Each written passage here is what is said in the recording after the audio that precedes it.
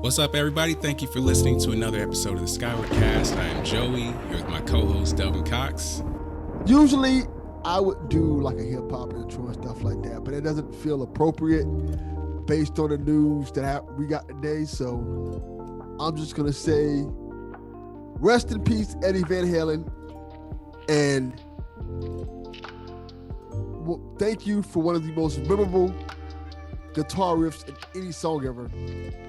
And if you know the song, everybody should know the song. Did you ever hear the story about Beat It, Joey? No, I didn't. Okay. You've heard the song Beat It before by Michael Jackson, right? Yeah, of course. Okay. Oh, that song, the guitarist in that song is Eddie Van Halen. Did you know that? No. Do you know why you probably didn't know that? I surely do not.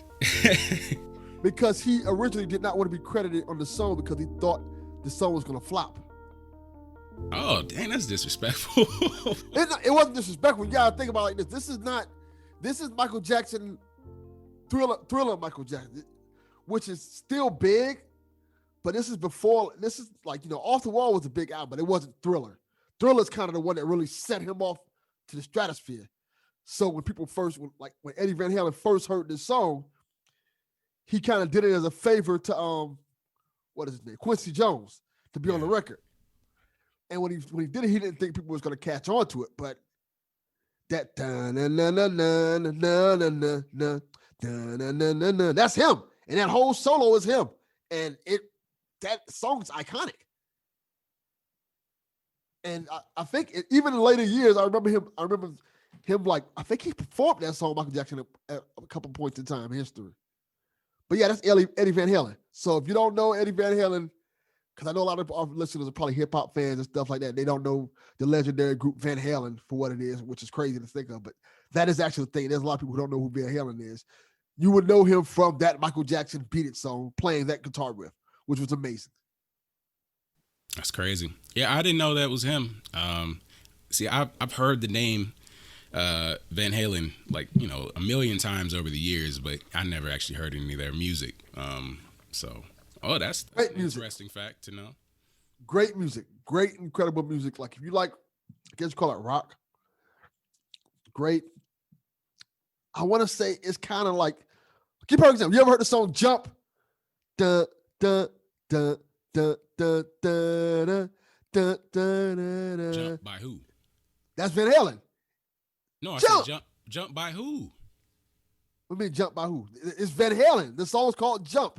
Oh, you just said, have you ever heard the song Jump? I'm like, yeah. Okay, are you talking about a song that had a sample or? No, the song is literally called Jump, and it's by Van Halen. And in the beginning of the song, it was the thing I was humming. It's iconic. Like people know that song just from that part alone. It's a great song. But Van Halen is like one of those legendary rock groups that I think people will be singing their songs from generation and generation on down the line. It's a great group. And Eddie Van Halen was kind of known as one of the greatest guitarists of our time. So it's sad to see him go. I think he was like 60-something. Yeah, they say it was 65. Yeah. It sucks because 2020 has been a crazy year if you're a fan of anybody for that matter. We've had so many celebrity deaths and a who's who of celebrity deaths. And if this just kind of adds on to it. Yeah, that is wild, man. I mean, rest in peace to him. Yeah, definitely. Rest in peace to Eddie Van Halen. Celebrate him by listening to his music. They've always said musicians live on forever as long as people are still bopping their music. So just do that. And I like Van Halen. Van Halen's a great group. Yeah, I'll have to give them a chance. I haven't been super heavy into classic rock. I mean, more like classic soft rock, like 80s stuff. I like a little bit of that, but, not even that too much for that. But I'll have to give it a chance. Check it out. Yeah, definitely check it out. All right. Do we have any other topics that you want to bring to the table? You want to talk about the fuckery that President Trump did? We could just jump into that, man. That's all good. So I'm like, okay, well, at first I was going to talk about Multiverse of Madness. And it's in the story with that, because, we're talking about all the different people that might come to that. But then it's like, is that appropriate? Like after, you start going into a rest in peace and a history of, I mean, it would be a Well, harder topic. well, all things considering, the Trump thing kind of, you can kind of make a correlation with rest in peace and Trump at this point, because that is a wild situation. I don't know what the fuck is going on with this thing. Have you been following all of this? I've seen, you're talking about just him getting coronavirus and then coming out and trying to play it off, right? Yeah, the whole turn of events that occurred with this whole situation. In terms of, okay, let me try to break down the whole thing. Let me try to break down the timeline as much as I know. Okay. I think that was a Friday night, if I remember correctly, right? Correct? I couldn't tell you. Okay.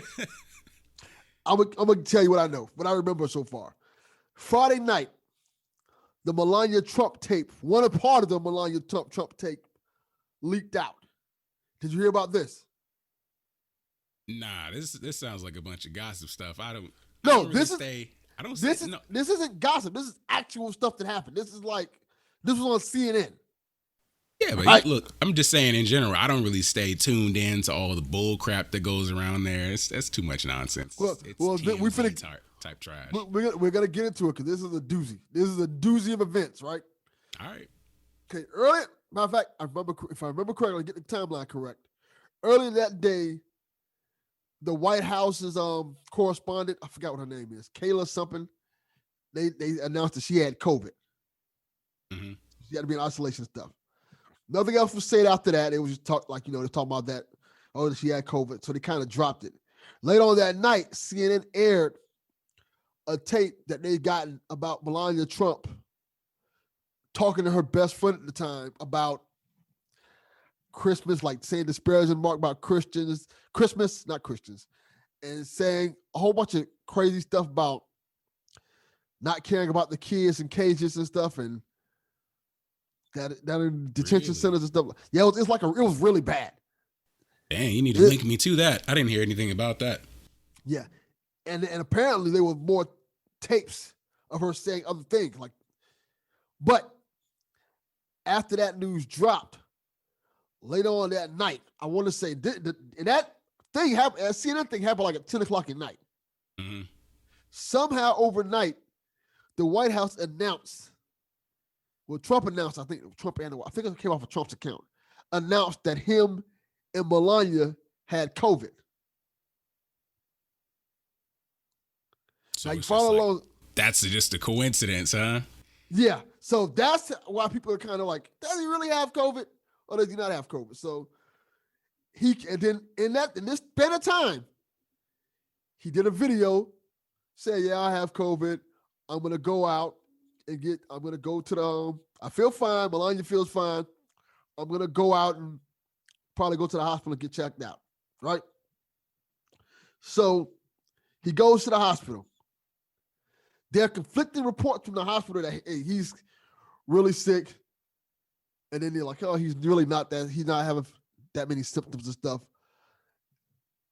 And so then another video comes out of him sitting at a White House table.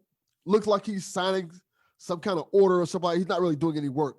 But it was made to believe that like the Trump president is working while he has COVID. And in the video, they're editing out his coughs. So So you can find this on it. This is like all these things are things you can find on the internet if you just type it up. It's not like hard to search. So this mess, it's ridiculous. So it's a circus, man. Yes, it's always been, but now it's just ridiculous. Yeah, and the fact that they were like, he's in the hospital doing this work, and you can see that he's clearly not in the hospital. It's like staged and set up like, hey, he's going to the hospital. Let's do all this. Essentially looks like they said, let's set up all this stuff and do this stuff before he goes to the hospital. So Trump's supposedly in the hospital. They're saying that at some point they were saying like, yeah, he's not doing too good. He's starting to really feel the effects of it, moderate effects of COVID. He's not like, they weren't saying like he was dying or nothing like that. They were just saying that, he's starting to feel the effects of COVID and stuff. Then the White House put out this thing where they're basically saying that, hey, even though Trump's in COVID, has COVID. We're gonna do this whole big plan to roll out. I forgot what it was called. It was something like the Trump initiative and stuff like some shit like that, like a fake ass Avengers initiative where we're gonna just campaign like crazy for Trump while he's in the hospital. So they put out that press release, stuff like that. Then to add to it, you follow along so far, right? Because this is a doozy still. Yeah. Okay. Then to add to it, while he had COVID, because COVID doesn't go away in one day, he decides to take to the White House SUV. He has Secret Service drive him around the hospital so he can wave at the ongoers outside who had like supporting Trump signs up. Yeah. Did you see that? Nah, man. Most of this stuff I haven't seen. In the White House, I told you it's ridiculous, man. It's like watching TMZ. Yeah. Tuned in. So he was in the back of this SUV waving at all the fans and onlookers and stuff. Then drove back in the hospital. And one of the doctors came out and said, hey, that was incredibly irresponsible because those vehicles are airtight. So even if you're wearing a mask, you could possibly contaminate your Secret Service. Mm-hmm. Then it kind of like another video comes out. I don't know if it came out at the same time, but it came out him saying like, COVID's a real thing and you got to take care of yourself. He's taking care of himself, but he's going to pull through it. Okay, it was a fine video. Then another video came out. Hey, I'm feeling all better now. I'm going to come home.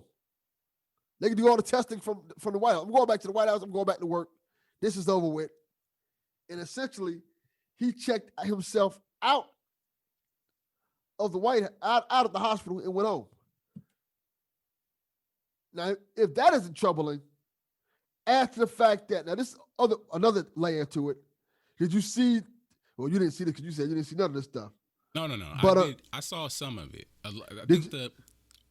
I heard about the announcement that he had COVID, and then after that, I didn't really check too much into it. I was like, oh, okay, well, that's unfortunate, whatever, And then after that, I ended up seeing this video of him, like, I think he was waiting to get into a helicopter or something like that. He looked like he was huffing and puffing, trying to hold himself together.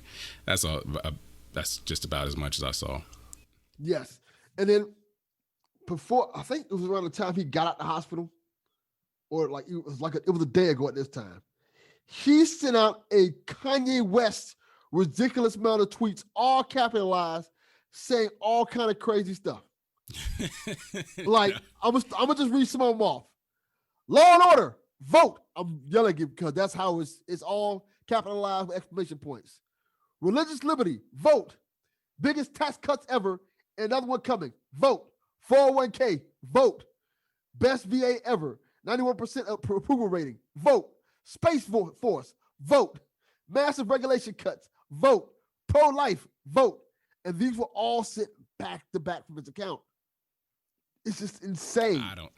Hey, it's Trump, man. This is. And then at the end of this, I think this came out today. He did the propaganda video that had this weird like Avengers music that shows the helicopter flying in the sky, it landing. Then he hops out and it's like, oh yeah, Trump's back in. It's like it's a whole ad that just say, hey, Trump's back in the White House now. Be excited. It's insane. The arrogance, the stupidity that this president does. I mean, and that's not even all of it. In his way, like from the beginning, nothing he does surprises me because it's Donald Trump. Like this is this is his character. And that's not even all of it. I don't think I even touched all the things that happened. Like you've seen that a lot of the people who are a part of his cabinet and like senators and stuff are getting COVID now because of this whole situation. I saw that that thing with what's her name, Conway. Yeah, Kellyanne Conway has it. Yeah, a lot of senators had it, but this all these cases of COVID apparently came from. They had like this little banquet inside of the White House to kind of introduce the people to the lady they're trying to put into the Supreme Court. And apparently everybody was there didn't have masks on. So a bunch of government officials now have COVID. Hey, guess it is what it is. And to add to that, another problem that happened, and this is important. People are speculating, and rightfully so, that at the debate, Trump may have had COVID. And none of his people took COVID tests before the debate. They came late and they didn't take COVID tests, and none of them wore masks and refused to wear masks during the debate. Well, yeah, that's why they had Joe Biden and his what was his wife. They took the testing and said it came out negative, so they were good. Yes, but I can't remember the guy's name. The guy who moderated the debate.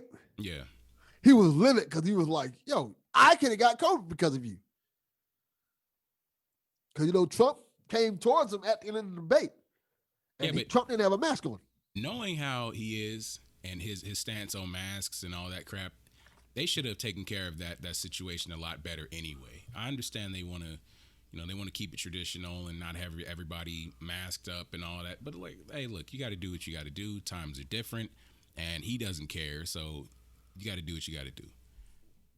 Well, the rules of the debate, from what I understand, were that everybody was supposed to get tested before the debate, and people in the audience were supposed to wear masks. They had an audience? Yeah, there was an audience there. Why would they? That alone is stupid. It wasn't like studio audience type people. It was people like, essentially, it was White House officials, like people who came with Trump, like his family members and stuff like that, and Joe Biden's officials and family members and stuff like that. It wasn't like... That's still too many people packed into an area. Yeah, they still should have done that. All of that is stupid. So, hey, they set themselves up for all that. Yeah. People want to chill and act like, hey, it's normal times. Then, well, hey, you open yourself up to all the possibilities. So, best of luck to them all. But, yeah, I don't feel too much about any of this mess. It's just like, this is expected. It's all a joke. And then it's hard to know what's real and what's fake. You know what I'm saying? So it's like you could be everything that comes out, it feels like you could be playing into somebody's game, So it's like I kind of back away from it all and just kind of say it is what it is. So. Yeah. Well, I just want to give you the heads up on everything that was going on. You have any other things to say about it? Because I have another topic I want to talk about that kind of concerns this, but it's not necessarily concerns this. No, I have nothing to say about that. I mean, hey. Well, I'll tell you another topic, another small thing. Ahead. I wanted to ask you, are you going to vote, Joey? Not trying to put you on the spot. Am I going to vote? Yeah. Yes. There shouldn't be a reason why I shouldn't vote. I have voted today. I voted today. Not I have voted today. I voted today. My ballot officially went off today. My vote is in. Cool, man. How was that experience? It was nerve-wracking. Not because I don't know how to fill out the ballot and stuff like that, but because it feels like this election is so more important, and I didn't want any excuse for them to try to invalidate my ballot. So I was like double checking it, making sure everything was put in right. I double checked my grandma's on, make sure she put everything she needed to put in correctly in terms of filling it out properly. Not like, hey, vote for, I let her vote for who she wanted to vote for, obviously, but it's because like earlier I want to say 2 weeks ago, one of my friends, his name's Chris Carthern. He doesn't stay in the country. And he went through such a mission to vote in this election. It felt like it was almost a system of events trying to stop him from voting. So with me knowing that they're trying to invalidate ballots, especially mail-in ballots any way they can, I want to make sure that mine was 100% accurately filled out and make sure my grandmother's on in her accelerated age is 100% accurately filled out, because I don't want them to steal this election from us.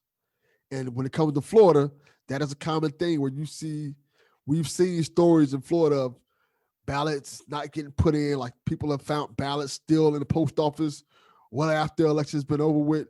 Ballots have been thrown away. Like voter suppression in South Florida is a real thing, and they've done it quite often. Like even when the last election, not the general election, the one where we elected our governor, DeSantis, when he got in office.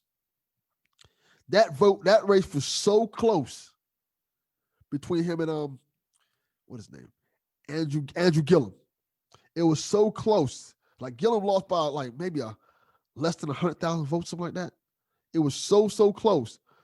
But you were seeing reports on the news everywhere about ballots not being cast in, and they were all in inner city areas, like post offices, schools, still having ballots there that just wasn't taken to the vote office. None of these ballots were counted. So when situations like that happen, I always wonder why people don't protest. Like if it's been discovered that a whole bunch of ballots haven't actually been turned in, someone tried to sabotage, then you demand some sort of recount as the public. Like, do what you got to do. You know what I'm saying? I can tell you why it doesn't happen in South Florida. Because usually in South Florida, when it happens, when voter fraud and things like that happen, it happens to the inner city, it happens to the minorities, it happens to those Democrats. And Florida is a Republican state. So they don't care if the Democrats get screwed out of a congressional seat. You start protesting, you start, adding some consequences, not talking about going down and burning things down. No property damage. I'm just saying you can make it so they have to listen. I mean, it's the main purpose of protesting. But you got to actually do it. Like, did anyone at all? No, not really. It doesn't really happen. Like, and I think part of that is because for the most part, where I live at Miami-Dade County is run by Democrats. So it almost feels like as long as Miami-Dade County stays Democratic, the people who would complain about it don't complain. You get what I'm saying? Like, as long as the mayors and the people in your communities that you live in are Democrats, they don't really complain about it, because it's just like, oh, people I voted for won. But the people that you voted for in Miami-Dade County were always going to win, because most of the people in Miami who live in Miami-Dade County are Democrats. Mm-hmm. They vote for Democrats. So it's outside of Miami-Dade County where it's the problem. It's like it's on a grand scheme of things where you're voting for something like bigger, like a governor, that those votes start counting, because you're counting all the counties. You're counting all of Florida. So if you're taking out votes that would have normally been for Democrats, like Andrew Gillum was very close to winning Florida, becoming the governor of Florida. And that does not happen with Democrats ever in Florida. It's been a Republican senator, Republican governor for as long as I can remember. And the fact that he got so close to winning is huge. And it's going to even be more huge in Florida, because if I'm correct, I am correct. This is the first year where felons have their voting rights restored in Florida, so they can vote in this election. That's a big deal. A really big deal. And that can turn the tide. Mm-hmm. That's something that can really turn the tide, especially when you add the fact that, not to get into Florida politics, but DeSantis was trying to stop that from being a thing. Like, he tried to put in every type of barrier he could to stop these fellas from voting. Like, one of the things he tried to do was say, oh, well, even though the Floridians voted for fellas to get their voting rights restored, he tried to throw in a caveat, a memorandum saying, yeah, they can vote, but as long as they're essentially their debt, like whatever debt you got when you're in prison, has to be paid off completely.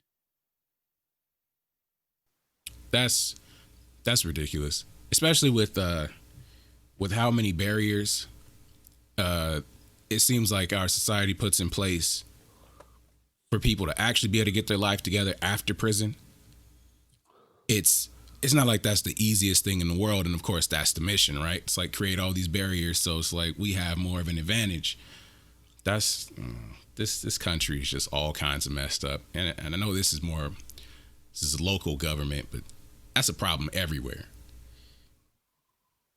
Rehabilitation, that needs to be more of a focus as for the country as a whole. People shouldn't feel like turning their life around, there's no benefit to it because there's all these barriers put in the way, which just creates a higher likelihood that they'll continue to do what they did that got them in prison in the first place. But anyway, yeah, I agree. That's a whole different topic, man. Yeah. What's your topic? Because we've talked for 40 minutes about my topics. Let's get to some of your stuff, something that you want to bring up. 40 minutes. Yeah, it's been like 40 minutes. No, we started about like almost 3:10, so about 30 minutes. 30 minutes, okay. Still close though. The only thing I really wanted to talk about was, well, I was gonna break off after you did your rap verse, but I didn't know you weren't gonna do the rap verse on this episode because you like to do things kind of in a surprise way, which is fine. Didn't feel right, honestly. I'd have felt bad, but like, hey, let me spit a bar. Oh yeah, rest in peace to Eddie Van Halen, one of the greatest musicians that ever existed. That is a great, I don't know, that would have been a great point. You're talking about music, you're already rapping. It's like, speaking of music, I don't know, maybe you could have done something, did an artist that was related, maybe someone they featured with or something. I don't know. Yeah. Anyway, it doesn't. What I should have did was I should have grabbed the guitar and started playing like some chords and beat it. You really play guitar? Hell no. So Multiverse of Madness, that's what I was talking about. Oh, the show that they're just making up shit for now. I like the concept of it. I like the idea, but it's almost laughable that they are making this show essentially what DC fans, there's not a knock on DC fans at all, are making Flashpoint out to be. You understand the parallel what I'm saying that? No, yeah, because it basically means it's like they're throwing everything at it and just seeing what'll stick right now. Because it's a very similar parallel, by the way. Go ahead. It's a very similar parallel because all DC fans are saying, and DC's kind of corroborating this too, by so it's not just DC fans making up shit. All DC fans are saying like, oh, Flashpoint's going to fix everything. They're going to have all the Batmans in it. It's going to have all the Supermans in it. It's going to have like, and Flashpoint is going to be kind of like a love letter to all DC stuff by having all these past Batmans. And I think at one point they were saying that, what her name from Catwoman? Michelle Pfeiffer is going to come back to play Catwoman. And they're just saying that all these things are going to happen on Flashpoint. Like, Flashpoint can only be so long of a movie. Like, you can't just like bring in all the Batmans, all the Supermans, and fix everything in the DC universe with just one movie. And it's kind of like the same thing's kind of being said about this Doctor Strange movie. They're kind of saying, they also said about WandaVision. They're essentially saying that WandaVision and Doctor Strange is going to break the MCU and cause it so the X-Men can be introduced, and it's also going to introduce the Spider-Verse and bring back past versions of alternate versions of Spider-Man, including like Andrew Garfield and Tobey Maguire. I'm like, go ahead and say talk, Joy. I was just gonna say, my thing is, it feels like, I mean, okay, so when they were talking about the multiverse thing, when it comes to the Flash movie, it's like, fine, okay, like they actually did this story before, so it feels like the foundation has already been laid for this. But I don't know, when it comes to Doctor Strange, I mean, is this an original story, or is this based on anything like out of the comics? Because it seems like they're just trying to compete with DC, and they're just throwing everything at it. It's based on the House of M story, if I'm correct. It's a story about what is her name? Scarlet Witch. And essentially how she creates her own universe, and it kind of causes weird multiverse in Marvel. Because Scarlet Witch is by far, comics-wise, like the strongest one of these strongest characters in the Marvel universe. Like she can create alternate realities. She can warp things. She can bring the dead back to life. She is incredibly powerful. So WandaVision is WandaVision, the show is supposed to show that. And Doctor Strange is also supposed to kind of delve into that as well. Now, how far they go into it, like everybody's making all these conspiracy theories. They're thinking that whatever happens in WandaVision and Doctor Strange is going to cause the Sony universe, not the Sony universe, the Fox universe and the Marvel universe to kind of combine and make it one universe. I don't know if I want any of that. Like, I don't think that's going to happen. I think people are just having wishful thinking. Yeah, but I don't know, man. It seems like they might be trying so hard to once again pull what they did with when it came to Civil War in response to Batman versus Superman, that they might do a little too much, and it might turn out to be a chaotic mess, just throwing everything from everywhere, and the story, it might look cool because it's like all these different characters that we've been seeing for the last 20 years or something might all show up on scene, but it feels like there's a great potential for the story to get lost. And I agree. I don't really want that. I just kind of, when they started out and they said, okay, this character might show up, this character might, all right, that's cool. But if you just have so many that you don't really have enough time to explain everything, then it's garbage, you know? So also, to add to the speculation, Marvel just announced that they announced before the last time we recorded that they have essentially, I'm about to say booked. They have gotten the actor to play Kang the Conqueror. Have you saw that? No. Do you know who Kang the Conqueror is? No, I do not. What story are they in? Okay, Kang the Conqueror is usually a Fantastic Four / Avengers villain. Oh, okay. But what makes him interesting is that he is, I want to say not the ancestor. I guess you say not ancestor. Is it all ancestor or he's a descendant of Reed Richards? Got you. Okay. So theoretically speaking, if you have Kang the Conqueror, you have to have Reed Richards. And people kind of is excited about this because Kang the Conqueror is a time traveler. And and that kind of plays into the whole WandaVision thing as well. And also, the person who they got to play Kang the Conqueror is a black person.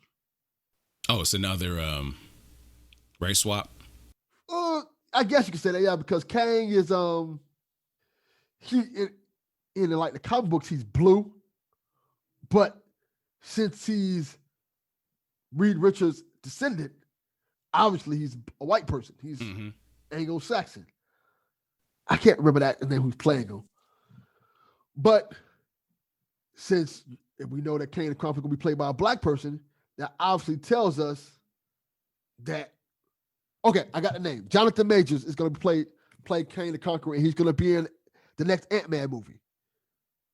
Unless they just jack the whole story up, because they might just, this person was his adopted son. Yeah, but you know who Jonathan Majors is, right? No. You ever seen Lovecraft Country?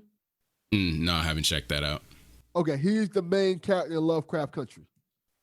I kind of remember seeing his face. That's why I said it. I figured you've probably seen his face once or twice. But he's going to play Kang the Conqueror. So therefore, if Kang the Conqueror is a black person, it's only safe to assume that Reed Richards is going to be black.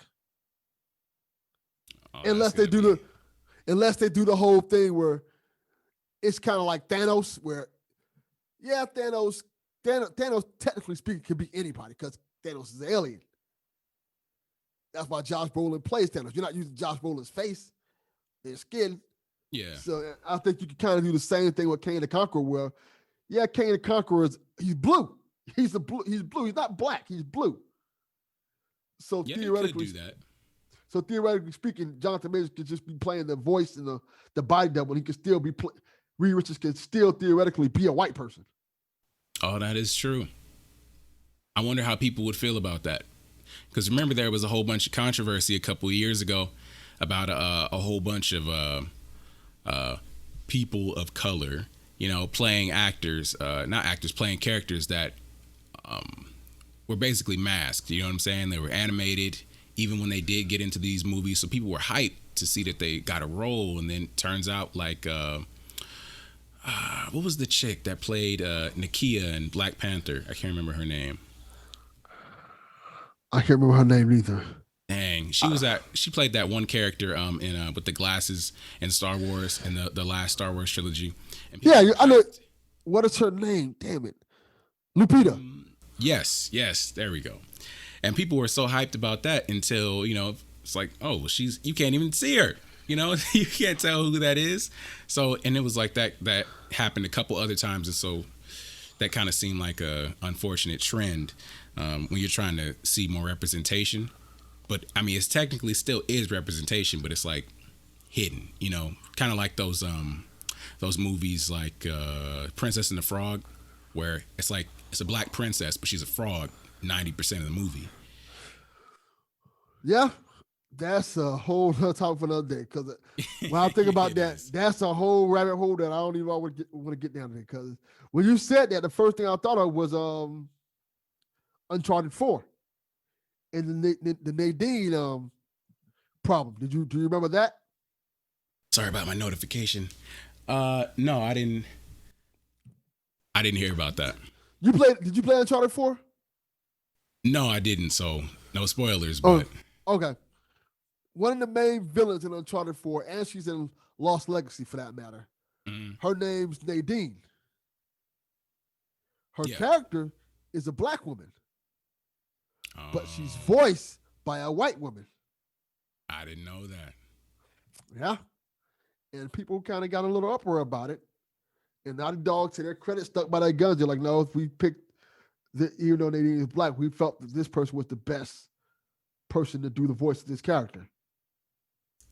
I mean, how are they the best and they're not black? You know what I'm saying? Yeah.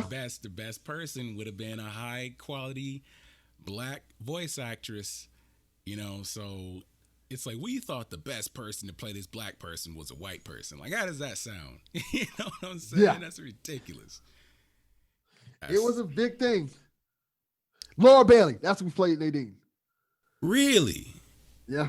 That's unfortunate because she is a really good voice actress. She played one of my favorite characters in the Infamous series, Fetch. Yeah, she's a great voice actress, but still, yeah, I get what you're saying. Definitely, that's bullcrap to say that the best one. So that means you didn't try very hard. Yeah. I'm going to send you an article talking about it so you can keep you up to date. So maybe that'll be homework for the next episode we do. That would be a good episode. Black representation when it comes to voice acting in video games and in just animated content, period. Yeah, because that's been a thing. Shoot, that's a whole topic. That's a big topic because that's been a thing as of lately because a lot of voice actors have quit their jobs because they were playing characters. They were playing black characters, but they weren't black, and they were trying to portray a black experience that wasn't realistic. Oh yeah, Cleveland. Cleveland's only one of them. There were multiple characters that this happened to. Yeah, that's definitely a good one. That's a topic for another day. I know you gotta hit the road in a second, but I like doing these shorter Skyward casts. Yeah, it's nice. It's much easier to edit too. Yeah, I like it because not to clown you for a minute, but I know it will get put out because I know it's just easy for you to edit. I know it'll get put out. I know you won't have to worry about the stresses of going through editing and stuff like that. So I enjoy us being more consistent with it. It just couldn't end on a good note, could it? No, that's not a bad thing. I'm saying this because Joey's lazy and doesn't want to edit. That is not the point at all. That's not the case at all. I'm messing with you. Let me not put that in people's head at all right now. The fact is, Joey is a perfectionist sometimes, and sometimes when he'll get so wrapped up into trying to edit a podcast or edit an episode, it won't come out till 2 or 3 weeks later. And it's great that he's like that, but people want to hear the Skyward cast. And it takes away from, and him being like that takes away from us recording. I think that's kind of why we've been more consistent as of late, because shorter episode, Joey doesn't have to spend so much time editing. Episode comes out faster. We can record again faster. And the other cool thing is Joey's energized to record. Like, I almost forgot the time we recorded it. Joey's like, hey, you ready to record? I'm like, all right, let's record now. That's awesome. I love that. Yeah, I mean, look, it's overall, it's just more, it's a lot less stressful because one, I had to mentally, like when you, especially because I already talked about it in a previous episode, I deal with anxiety, severe anxiety. So then it's like you overthink it. It's like, oh, well, this has to be right and that has to be right. So I simplified the editing. I had to kind of just step away from it, and I just kind of pre-cut a couple things. So when it comes to the intro music and all that stuff, I organized, which everyone should be organized, period. But I always wanted to do it a little bit different every episode. So I was searching for new music and I was trying to cut this a little different, but so it's a lot more simplified now. And so that makes it just a much more enjoyable experience overall. So that's a major part of it. Yeah. And I think people are enjoying us back recording again. So Cool. That's always great to hear. And so this one is going to have to go up. I'm going to have to edit this ASAP. Yeah. And I got to get ready to go record something else now. What are you recording today? Still working on the Halloween special. Halloween special? With what? On what? You know how I do it every year, where people will come on the podcast and tell little short stories about their experiences with Halloween, or tell a paranormal story, and we stitch them together. In the middle, we have another story being told by just, that's how we do it every year. Oh, okay, so this is just what I was saying is this just Delvin Cox experience? Because you got like a bunch of other podcasts. It's part of the Delvin Cox experience, but it's a Halloween special. Okay, it's gonna come out on, well, shoot, not on Halloween. I will say it's because what's the last Thursday of the month? I try to usually put it on Halloween, but it doesn't make physically sense to put out on Halloween, like on a Saturday podcast. So it'll probably come out on Thursday, the 29th. Okay, man, that sounds good. Well, everybody that's listening, make sure you go check out that episode of the Delvin Cox Experience when it comes out. And of course, I hope everybody will be listening to this. But if you're not listening to this, you wouldn't hear this anyway. So anyway, but so I guess we're gonna close it off, right? Yeah. All right. Thanks everybody for listening. Of course, you can find me on Twitter if you're not following me already at Skyward King. Delvin, where can they find you? What can they listen? You can find me on Twitter at Delvin_Cox. Check out the Delvin Cox Experience anywhere you get podcasts, and check out PSXP. People like that show. My PlayStation podcast I do every week. People like it a lot. All right. Thank you everybody for listening. We will talk to y'all later. Peace. Peace.